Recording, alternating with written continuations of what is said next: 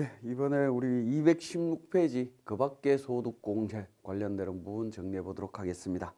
자, 그 밖의 소득공제는 개인연금저축, 소기업 소상공인 공제부금, 노란우산공제 관련되는 부분이고요. 신용카드 등 사용액 소득공제, 그 다음에 청년형 장기집합투자증권 소득공제, 이 부분은 이제 올해 새로 신설된 부분이고요. 장기집합투자증권 저축 소득공제 관련되는 부분들 간략하게 정리하겠습니다. 자, 소기업 소상공인 공제부금부터 한번 보도록 하죠. 자, 먼저 이제 개인연금 저축 공제 관련되는 부분인데요. 2000년도 12월 31일 이전에 가입한 개인연금 저축에 대해서 연간 불입액의 40%, 연 72만 원 한도로 해서 소득 공제되고 있습니다. 자, 이 부분은 개인연금 저축에 대해서 우리 뒤쪽에서 공부하게 되는 연금저축 세액 공제 관련되는 부분하고 혼선이 있으면 안 되겠습니다. 개인연금저축 공제는 소득 공제고 뒤에 보는 이제 연금계좌 세액 공제는 세액 공제니까 성격이 다른 겁니다.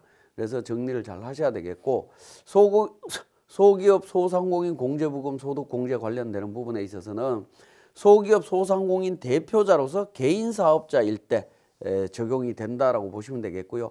그 다음에 또 총급여 7천만 원 이하의 법인 대표자도 가능하다라고 되어 있습니다. 그래서 우리 연말정산 때는 법인 대표자만 적용이 된다라고 보시면 되겠네요. 일반 직원들은 적용 대상이 아니다라는 겁니다. 자, 소기업 소상공인 공제부금은 여기 사업소득금액, 공제 한도가 사업소득금액으로 되어 있는데 그냥 근로소득금액이라고 이해를 하시면 되겠습니다. 근로소득금액이 4천만 원 이하이면 500만 원, 1억 이하이면 300만 원, 그러니까 그 1억 원을 초과하게 되면 200만 원을 한도로 해서 공제가 된다라고 보시면 되겠고, 19년도 이후에는 부동산 임대소득을 제외한 사업소득에서만 정리가 되고 있습니다. 노란우산공제는 그러니까 법인 대표자 7천만 원 이하의 법인 대표자만 적용된다라는 사실 기억하시고요. 자, 공제 한도 지금 방금 말씀드렸듯이 4천만 원 이하 그러니까 500에서 1억 초과까지 200만 원 이렇게 되고 있고요. 공제 대상자 구분을 하게 되면 개인 대표자는, 개인 사업자의 대표자는 종합소득세 신고할 때 적용을 한다라는 거고, 법인의 대표자는 연말정산할 때 적용이 됩니다. 법인의 대표자 다시 한번 말씀드리지만 그러니까 총급여가 7천만 원 초과자는 적용이 되지 않습니다. 자, 그 다음에 신용카드 등 사용액 소득 공제 관련되는 부분이 되겠습니다. 자, 신용카드 등 사용액에 대해서는 신용카드 사용자 범위를 먼저 좀 정리를 하셔야 되는데, 본인, 배우자, 직계존속, 직계비속, 동거 입양자 뭐 이렇게 되어 있습니다. 자, 이 부분을 우리가 기본공제 대상자하고 판단을 해보면 기본공제 대상자에서 한 부류가 빠졌죠. 형제 자매가 지금 빠져 있습니다. 그래서 형제 자매에 대한 부분은 신용카드 사용액에 대한 소득 공제가 공제 대상이 아니다라는 겁니다. 형제 자매 아니다라는 점 기억하시고요. 그 다음에 장애인인 직계비속에 장애인 배우자가 사용한 신용카드 사용 금액도 공제 대상이 아닙니다. 원래 기본공제 대상자에 들어가지만 아니다라는 겁니다. 자, 이런 부분들이 기본공제 대상자하고 범위에서 약간 미묘한 차이가 있다는 점 반드시 좀 기억하시고 정리하셔야 됩니다. 자, 그 다음에 사용자 범위에서 나이에 대한 제한이 있느냐라는 부분인데, 기본공제 대상자일 때는 나이에 제한이 있었죠. 20세 이하, 60세 이상 이 제한이 있었는데 소득금액 제한이 없습니다. 신용카드는 제한이 없고요. 소득금액 요건은 기본공제 대상자 요건하고 똑같습니다. 소득금액이 100만 원 이하여야 되고요. 근로소득만 있는 경우에는 총급액이 500만 원 이하인 경우에 적용이 될 수 있습니다. 그리고 다른 거주자의 기본공제 대상자가 아니어야 됩니다.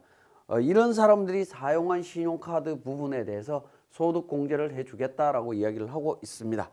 자, 휴직기간에 사용한 신용카드도 공제 대상이 되느냐라는 부분인데요. 자, 신용카드 관련해서는 입사 전, 근무기간, 휴직기간, 퇴사 후로 이렇게 나눠볼 수 있는데, 자, 입사 전 관련되는 부분 공제 불가능하고요. 퇴사 후도 공제 불가능합니다. 신용카드 사용액 소득 공제는 오로지 근로기간 동안 사용한 것만 인정을 해줍니다. 근로기간 동안 사용한 거 인정하는데 일반적인 근로기간은 인정이 되겠죠, 당연히. 근데 이제 휴직기간은 공제가 가능하냐라는 건데 공제가 가능합니다. 휴직이라고 하는 부분은 회사에 근무를 하면서 잠깐 쉬는 부분이니까 내가 퇴사한 건 아니라는 거죠. 근로자 신분의 변동은 없다라고 보시면 되겠습니다. 그래서 근무 기간이나 휴직 기간 포함해서 그러니까 신용카드 사용액을 적용하시면 되겠습니다. 자, 신용카드 등 사용금액 소득공제 적용 배제되는 항목들이 있습니다. 대표적인 항목들 보면 보험료, 교육비, 기부금, 월세, 자동차 구입, 면세 구입 관련되는 이런 부분들이 있습니다. 자, 보험료 관련되는 부분들은 국민건강, 노인 장기요양, 고용보험료 뭐 이런 각종 보험 계약 관련되는 부분인데 보험료 세액 공제라든가 또는 우리 그러니까 특별공제 쪽에서 공제되는 성격들이 있죠. 그래서 이중으로는 공제를 안 해주겠다 그런 의미로 이해를 하시면 되겠습니다. 교육비 관련해서는 어린이집, 초, 중, 고등학교, 대학교에 납부하는 수업료도 이건 교육비 관련되는 그러니까 세액공제가 일어나고 있는데 여기 또 소득공제 이중으로 못 해주겠다 그런 의미에서 제외되고 있습니다. 다만 이제 교육비 중에 취약 전 아동의 학원비 이 부분은 교육비 세액공제 적용도 가능하지만 소득공제도 가능하다라는 겁니다. 이런 부분이 있고요. 기부금은 원칙적으로 안 됩니다. 재화나 용역의 공급 대가가 아니기 때문에 기부금 적용이 안 되고 월세액은 세액공제를 적용받은 월세 세액공제 적용받은 경우에는 신용카드 사용액 소득공제 안 됩니다. 자동차 구입과 관련되는 부분도 마찬가지입니다. 신차 구입했을 때 세액공제 안 됩니다. 다만 이제 중고차를 구입한 경우에는 구입금액의 10%가 공제 대상 사용금액에 포함되도록 되어 있습니다. 중고차는 10%만 사용금액으로 포함이 된다. 그리고 면세 물품 구입한 것도 안 되도록 되어 있습니다. 이렇게 이제 제외되는 항목들이 쭉 나열이 되어 있는데 대표적인 거 제가 보여드렸고요. 자, 이렇게 제외되는 항목들은 우리 나중에 연말정산감사에서 신용카드 정보를 국세청에서 내려받으면 카드사에서 원천적으로 다 배제를 하고 자료를 제공을 해줍니다. 그렇기 때문에 굳이 이 부분에 대해서 우리가 별도로 그러니까 제외 여부를 판단하실 필요는 없습니다. 다만 이제 그 부분을 제외 여부를 판단을 한다라고 하면 어떤 부분을 보셔야 되냐면 우리 교재에 보면 222페이지에 보시면 그 신용카드 사용금액에 포함되지 않는 것 중에 사업 관련 비용 지출의 부분이 있습니다. 사업 관련성이 있는 부분에 대해서는 신용카드 회사라든가 이런 쪽에서 모를 겁니다. 그렇기 때문에 근로자 스스로가 이 부분은 제외해야 됩니다. 그 부분만 주의를 하시면 될 것 같고, 자, 중고자동차에 관련해서 이제 우리 정보가 제공되는 부분에 대한 부분 정리를 해보면 구입금액의 10%가 소득공제 대상이 되고요. 중고자동차 구입금액의 10%를 일반 사용금액에 포함해서 제공을 합니다. 만약 이제 중고자동차 판매상이 전통시장 내에 있는 경우에는 전통시장 사용분에 포함해서 제공이 된다라고 보시면 되겠고요. 중고차와 신차를 동시에 취급하는 취급해서 중고 판매분을 구분할 수 없거나 리스 후 차량을 매도하는 리스 회사의 경우에는 중고차 구입 금액이 간소화 자료에서 제외될 수도 있습니다. 그래서 중고차 구입 금액이 제외되어 있으면 본인들이 카드사를 통해서 확인서를 받아서 제공을 해 주셔야 됩니다. 그래야만이 중고차 관련되는 부분이 10%가 포함될 수 있다라고 보시면 되겠습니다. 자, 그다음에 자, 이렇게 이제 신용카드 사용금액에서 배제되는 금액들이 있는데 배제되는 금액을 원천징수 의무자가 다 일일이 배제를 하고 원천징수를 해야 됩니다. 그래야 정확한 소득공제가 나올 거고 원천징수 세액이 계산이 되겠죠. 그런데 원천징수 의무자가 근로자 소득공제 신고서 및 신용카드 사용 소득공제 신청서에 기재된 신용카드 사용 금액에 대한 소득공제 금액에 대해서 배제 금액이 포함되어 있는지를 몰랐다. 원천징수할 때까지 연말정산할 때까지 이 내용을 몰랐다라고 하면 확인할 수 없다라고 하면 가산세 적용할 거냐 하는 겁니다. 원천징수 납부 불성실 가산세 적용하지 않습니다. 원천징수 납부 불성실 가산세는 명칭이 바뀌었죠. 원천징수 등 납부 지연 가산세로 이름이 바뀌었습니다. 뭐 내용은 똑같습니다. 어쨌든 가산세는 매기지 않는다라고 규정을 하고 있습니다. 자, 신용카드 사용액에 대한 소득공제하고 신용카드 관련해서 이제 특별세액 공제하고 중복 적용이 되느냐라는 건데 의료비로 결제된 신용카드는 의료비 세액 공제도 가능하고요. 신용카드 공제도 가능합니다. 이건 둘 다 가능합니다. 원래는 이거 이제 둘 다 안 되는 걸로 하나만 해주는 걸로 교통정리를 하려고 했었는데 사실은 이게 의료비 세액 공제 적용할 때 신용카드 사용분하고 구분해서 누가 결제했냐 이런 부분을 다 따지다 보니까 이거 그러니까 명쾌하게 정리할 수가 없어서 둘 다 해주는 걸로 되어 있습니다. 그래서 결론은 둘 다 해준다라고 보시면 되겠고, 신용카드 결제한 보장성 보험료 세액 공제는 가능한데 신용카드는 안 됩니다. 그 다음에 신용카드로 결제한 학원비, 취약 전 아동에 대한 부분에 대해서는 교육비 세액 공제가 가능한데 그 외에는 불가능하다라고 보시면 되겠고, 나머지는 신용카드 공제는 가능합니다. 신용카드로 결제한 교복 구입비 어떻게 되느냐라는 건데 교육비 세액 공제 가능하고요. 신용카드 공제도 가능합니다. 신용카드로 결제한 기부금은 기부금 세액 공제는 가능하겠지만 신용카드는 불가능합니다. 자, 신용카드로 결제한 기부금에 대해서 무조건 기부금 세액 공제가 가능하냐라는 건데 그렇지는 않습니다. 기부금에 대해서는 별도의 기부금 영수증을 받아와야만이 그게 가능한 부분입니다. 신용카드로 결제했다 하더라도 기부금 영수증 챙겨오면 그러니까 기부금 세액 공제가 가능하다라고 보시면 되겠습니다. 자, 우리 교재에 보시면 신용카드 사용과 관련해서 220페이지에 공제 금액에 대한 계산이 있습니다. 자, 신용카드 사용 금액에는 공제 가능한 금액하고 공제별 한도가 있습니다. 공제 한도, 급여 수준별로 한도가 이렇게 나와 있는데 요 산식은 굉장히 복잡한데 여러분들이 직접 계산기 눌러서 이렇게 계산하실 일은 없을 겁니다. 없기 때문에 이 산식은 뭐 이렇게 생겼구나라는 정도로만 보시면 될 것 같고, 기본적인 개념만 익히시고 요 계산, 공제 한도 금액 계산은 우리 세무사랑 프로에서 자동으로 이루어지기 때문에 이런 산식은 뭐 이런 게 있다라는 정도로만 기억하시면 될 것 같습니다. 자, 신용카드 등 사용액에 대한 소득공제 자가진단표를 한번 보면 근로소득이 있느냐라는 겁니다. 근로소득이 없다면 신용카드 공제는 못 받습니다. 소득공제가 안 된다라는 거고요. 신용카드가 있다면 신용카드 사용자가 누구냐? 본인, 배우자, 직계존속, 직계비속, 형제자매 이렇게 돼 있는데 형제자매와 관련되는 거는 공제가 안 된다라고 보시면 되겠습니다. 형제자매가 사용한 거는 안 되고요. 나머지 본인, 배우자, 직계존속, 직계비속이 사용한 부분은 본인의 기본공제 대상자이냐 나이 무시하고요. 소득금액 요건, 생계요건 충족해서 맞다라고 하면 신용카드 사용금액이 25% 초과한다라고 하면 신용카드 사용액 소득공제가 가능하다라는 겁니다. 자, 이런 형태로 정리를 하시면 될 것 같습니다.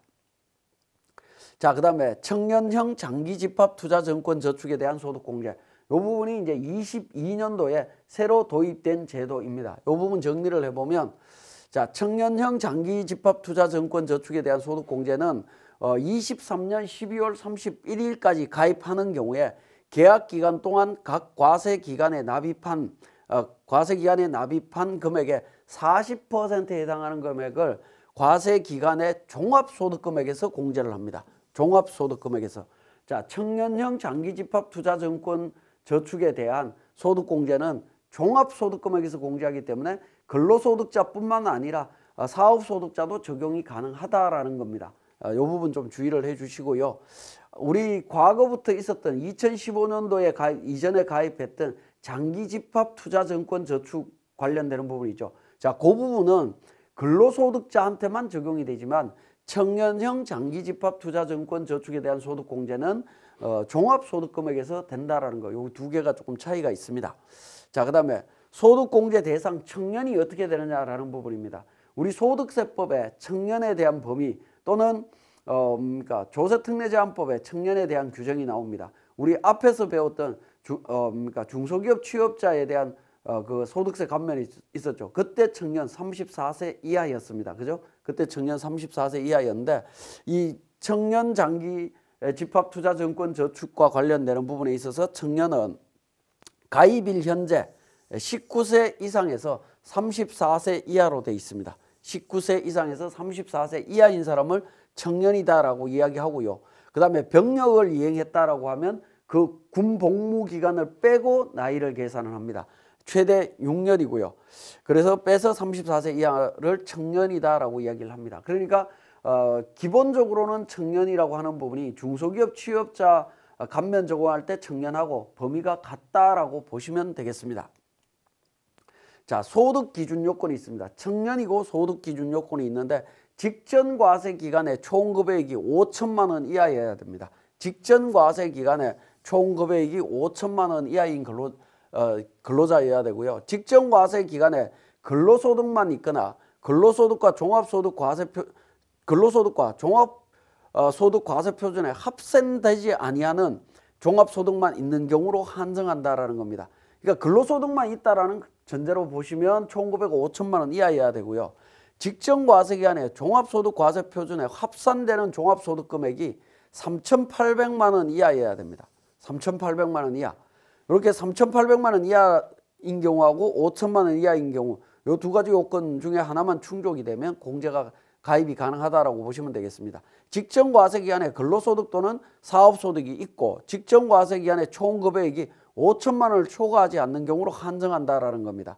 그러니까 근로소득과 다른 소득이 있을 때는 근로소득 5천만 원 이하이면서 합쳐서 3,800만 원 이하일 때 가입이 가능하고요. 그죠? 다른 소득이 없다라는 전제하에서는 총 급여 5천만 원 이하일 요건입니다. 그래서 1번, 2번을 모두 충족하는 게 아니라 1번 또는 2번 요건만 갖추면 된다라는 겁니다. 자, 그래서 이제 가입을 하게 되면 정권 저축에 대한 요건이 있습니다. 상품에 대한 요건이 있는데 이 부분은 우리가 신경 쓸 필요는 없습니다. 왜냐하면 가입하러 금융기관에 가면 이 상품을 아예 이렇게 만들어져 있습니다. 설정이 되어 있기 때문에 만들어져 있는 상품에 그냥 가입만 하시면 된다라는 겁니다. 대충 보면 자산 총액의 40% 이상을 주권상장법인의 주식에 투자해야 된다라는 부분이고요. 중요한 거는 여기 동그라미 2번에 있는 부분이 되겠네요. 계약기간이 3년 이상 5년 이하여야 됩니다. 계약기간이 3년 이상 5년 이하여야 되고요. 적립식 저축으로 1인당 납입금액이 연 600만 원까지 인정이 됩니다. 600만 원 이하일 때까지 인정이 된다라고 보시면 되겠습니다. 자, 이런 상품에 가입을 했다라고 하면 납입금액의 40%를 소득공제해 주겠다라는 건데요. 소득 기준 초과 시의 배제는 해당 과세 기간에 근로소득만 있거나 근로소득과 종합소득 과세표준에 합산되지 아니하는 종합소득만 있는 경우로서 총 금액이 8천만 원 초과하면 배제합니다. 8천만 원 초과 시에는 배제한다. 그러니까 직전 과세 기간에 5천만 원 요건 맞춰갖고 했는데 당해 과세 기간에 8천만 원 넘어가면 안 된다라는 거고요. 그 다음에 종합소득 과세표준에 합산되는 종합소득 금액이 6,700만 원을 초과하면 안 됩니다. 근로소득만 있을 때는 8천만 원이고요. 근로소득과 다른 소득을 합산했을 때에는 6,700만 원을 초과하면 안 된다라는 겁니다. 그리고 해당 과세 기간에 근로소득 및 종합소득 과세표준에 합산되는 종합소득 금액이 없으면 소득공제 못 받습니다. 없다면 소득공제 못 받는다. 요 세 가지 배제되는 거 잘 확인을 하시면 되겠습니다. 자, 계약 해지 시에 소득공제 배제한다라고 되어 있는데 가입자가 해당 계약을 해지한 경우에 이 부분에 대해서는 그러니까 소득공제를 해당 과세 기간부터 소득공제를 하지 않습니다. 그러니까 해지라고 하는 부분은 수익정권의 전부 또는 일부를 인출하거나 제3자한테 양도하는 것까지 포함이 되어 있다라는 겁니다. 가입일로부터 3년 경과하기 전에 3년 이전에 이 부분을 해지하면 안 된다라는 겁니다. 우리 계약기간이 3년에서 5년이었죠. 그죠? 그러니까 최소한 계약기간 그러니까 3년 이상은 채워야 된다라고 보시면 되겠습니다. 자, 장기집합투자증권 저축에 대한 소득공제 관련되는 부분 정리를 하면요. 자, 장기집합투자증권 저축은 2015년 12월 31일까지 납입한 부분에 대해서 지금까지 유지가 되고 있다라고 하면 소득공제를 해주고 있습니다. 납입금액에 대해서 10년 동안 납입액의 그러니까 40%를 소득공제해주고 있는데 그래서 장기집합투자증권 저축에 대한 소득공제는 지금 현재 새로 가입할 수는 없습니다. 기존에 가입돼 있던 분들이 적용을 받을 수가 있는데 해당 과세기간에만 소득공제 배제하는 규정이 있는데요. 자, 8천만 원을 초과하는 경우에 총 금액이 8천만 원 초과하면 공제를 받을 수가 없습니다. 그 다음에 해당 과세기간에 근로소득이 없으면 이 경우에도 공제를 못 받습니다. 요 공제 못 받는 요 규정은 청년 장기집합투자증권 저축 소득공제 배제 규정하고 동일한 구조로 되어 있습니다. 그렇게 이해를 하시면 되겠고, 그 다음에 해당 과세기간부터 소득공제 배제하는 것은 가입일로부터 10년 미만 기간 내에 해당 저축으로부터 원금, 이자, 배당, 주식, 수익증권 등의 전부 또는 일부를 인출하거나 해당 계약을 해지 또는 제3자한테 양도하는 경우에는 해당 과세기간부터 아예 소득공제를 못 받습니다. 그러니까 요 소득공제 배제되는 규정은 우리 청년장기집합투자증권저축의 소득공제 배제 규정하고 유사하다라고 보시면 될 것 같습니다. 자, 소득세, 소득공제 종합 한도를 한번 보면요.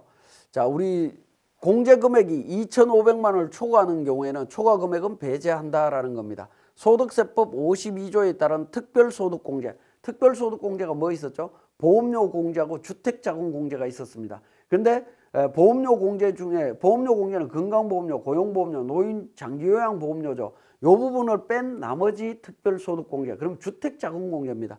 주택자금공제 최대치로 1,800만 원 공제받을 수 있죠. 그 금액하고요. 그 다음에 벤처투자조합 출자 등에 대한 소득공제, 이 부분은 제가 별도로 설명드리지는 않았습니다. 근데 만약에 이 소득공제를 적용받는 경우에 한도가 적용이 된다라는 거고요. 다만 이제 투자분 중에 공제율이 30%, 70%, 100% 적용되는 경우에는 한도 적용할 때 빼고 계산하시면 됩니다. 그래서 벤처투자조합의 투자조합 출자에 대한 소득공제는 종합 한도에 적용되는 게 있고 안 되는 게 있다라는 점도 기억하셔야 되겠고, 소기업 소상공인 공제부금에 대한 소득공제 앞에서 말씀드렸던 부분이고요. 청약저축, 주택청약종합저축에 대한 소득공제, 특별소득공제에 들어가 있는 내용이라고 보시면 되겠습니다. 우리사주조합 출자에 대한 소득공제, 장기집합투자증권저축에 대한 소득공제, 신용카드 등 사용액에 대한 소득공제, 이 부분을 전부 다 합쳐서 2,500만 원 초과하게 되면 초과되는 금액에 대해서는 배제된다라고 보시면 되겠습니다. 올해 새로 생긴 청년 장기집합투자증권저축에 대한 소득공제는 종합한도에 들어가지 않습니다. 그 부분도 조금 차이가 있습니다. 자, 그러면 지금까지 설명드린 내용을 우리 세무사랑 프로에서 정리해 보겠습니다. 자, 교재 216페이지에 그 밖의 소득공제 관련되는 내용들을 우리 세무사랑 프로에 적용하는 방식을 한번 보도록 하겠습니다. 자, 우리 연말정산과 관련되는 내용들이기 때문에 인사급여의 근로소득관리에 연말정산관리라는 부분이 있습니다. 여기에 연말정산 추가자료 입력이라고 하는 메뉴가 있는데요. 이 추가자료 입력이라고 하는 메뉴에서 정리를 하실 수가 있습니다. 자, 먼저 개인연금저축과 관련되는 부분은 우리 소득명세부터 연말정산 입력이라고 하는 탭 중에 연금저축 등이라고 하는 로마 숫자 1번 탭이 있습니다. 여기에 보시면 2번에 연금계좌 세액 공제라고 있죠. 여기에 연금저축 구분이 있는데 여기에 보시면 연금저축 구분에 커서를 이동하게 되면 개인연금저축과 연금저축으로 구분해서 정리하실 수 있는데, 개인연금저축으로 구분해서 입력을 하게 되면 자동으로 반영이 된다라고 보시면 되겠습니다. 자, 그러면 소기업 소상공인 공제 부금 소득 공제 관련되는 부분이 되겠습니다. 자, 이 부분에 대해서는 우리 연말정산 입력이라고 하는 부분에서 정리를 하실 수가 있는데요. 보시면 그 연말정산 입력이라고 하는 탭의 하단 부분에 39번에 소기업 소상공인 공제부금에서 2015년도 이전 가입분과 2016년도 이후 가입분이 있죠. 여기에다가 직접 입력하시면 되겠고, 2016년도 이후 가입한 법인 대표자인 경우에는 총급여 7천만 원 이하자만 적용이 됩니다. 그래서 입력을 하게 되면 금액을 소득공제 신청을 하게 되면 그러니까 자동으로 총급여 수준에 따라서 공제 여부가 결정이 된다라고 보시면 되겠습니다. 자, 그 다음에 우리 신용카드 사용액 소득공제 관련되는 부분이 있습니다. 자, 신용카드 사용액 소득공제 관련되는 부분은 우리 부양가족이라고 하는 탭이 있습니다. 부양가족이라고 하는 탭에서 그러니까 우리 기본공제 대상자별로 신용카드 사용액을 입력을 하시면 됩니다. 신용카드 등 사용액이라고 해서 여기 노란색 그러니까 노란색으로 된 난이 있습니다. 이 부분을 더블 클릭하게 되면 바로 옆에 있는 부양가족 탭 옆에 있는 신용카드 등 탭으로 넘어가게 됩니다. 그래서 인별로 신용카드, 직불카드, 현금 영수증, 도서등 신용, 직불, 현금, 전통시장, 그 다음에 대중교통 1월달부터 6월달, 7월달부터 12월달, 그 그다음에 21년도 소비정가분, 22년도 소비정가분에 대한 정보들을 입력을 하게 되면 자동으로 신용카드 등에 대한 소득공제 계산 금액이 자동으로 계산된다라고 보시면 되겠습니다. 자, 이렇게 입력된 내용들이 연말정산 입력 탭으로 들어가게 되면 하단 부분에 보시면 신용카드 관련되는 부분, 신용카드 사용액 부분이 있죠. 여기에 내용이 나타납니다. 이 노란색으로 되어 있는 부분을 클릭을 하게 되면 신용카드 공제 관련해서 복잡한 산식에 의해서 한도 공제 금액이 얼마다라는 게 자동으로 계산이 됩니다.